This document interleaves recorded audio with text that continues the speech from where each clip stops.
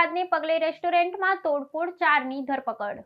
વડોદરા શહેરના જેતલપુર રોડ પર આવેલી એક રેસ્ટોરન્ટમાં નાણાકીય લેવડ-દેવડના વિવાદને કારણે 4 વ્યક્તિઓએ મોટા પાયે તોડફોડ કરી હતી। અધૂરા કામના બાકી નાણાંને લઈને થયેલા ઝઘડાએ ઉગ્ર સ્વરૂપ ધારણ કરતા આરોપીઓએ રેસ્ટોરન્ટના ફર્નિચર અને અન્ય સામાનને નુકસાન પહોંચાડ્યું હતું। આ સમગ્ર ઘટના રેસ્ટોરન્ટમાં લગાવેલા સુરક્ષા કેમેરામાં કેદ થઈ ગઈ હતી, જેના આધારે પોલીસે વધુ તપાસ હાથ ધરી છે।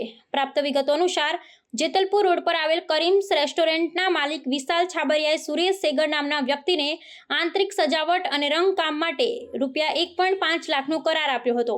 માલિક દ્વારા ₹1.10 લાખની ચૂકવણી કરી દેવામાં આવી હતી, પરંતુ સુરેશ સેગરને હાથમાં ઈજા થતા કામ અધૂરું રહી ગયું હતું। બાકી રહેલી 40,000ની રકમને લઈ બંને પક્ષો વચ્ચે વિવાદ સર્જાયો હતો, જે શનિવારે ઉગ્ર બન્યો। વિવાદ વગરતા સુરેશ સેગર તેના 3 સાથીદારો સાથે રેસ્ટોરન્ટ પહોંચ્યો અને માલિક સાથે બોલાચાલી બાદ તોડફોડ શરૂ કરી દીધી હતી। આરોપીઓ રેસ્ટોરન્ટમાં રહેલા ફર્નિચર અને રેફ્રિજરેટર સહિતના સામાનને ભારે નુકસાન પહોંચાડ્યું હતું। ઘટનાની જાણ થતાં અકોટા પોલીસે ફરિયાદના આધારે કાર્યવાહી કરી હતી અને સીસીટીવી ફૂટેજની મદદથી 4 આરોપીઓ સુરેશ સેગર, અવિનાશ સેગર, મયુર સેગર અને વિકાસ શિંદેની ધરપકડ કરી કાયદેસરની કાર્યવાહી હાથ ધરી છે।